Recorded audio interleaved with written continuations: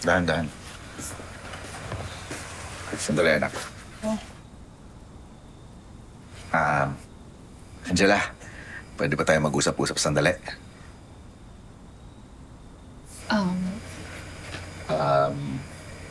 Wala ka bang gustong sabihin kay Ikit?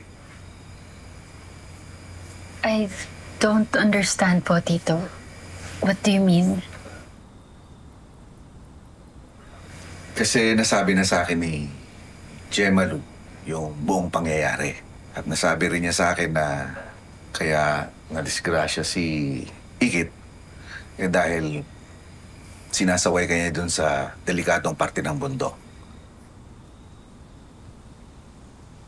Kaya sa tingin ko baka naman pwede kang humingi ng sorry kay Ikit. At siguro magpasalamat na rin. Dahil kung di dahil sa kanya, baka ikaw yung nalagay sa pahamak. Tama ang titugani mo, Iha. You should apologize to Ikit. And you should also be thankful for looking after your safety. I'm sorry, Ikit. Hindi ko sinasadya. At thank you sa concern. Sana ito na ang huling beses na kayo kakabangga. Tapusin na natin itong mga hindi pagkakaunawaan.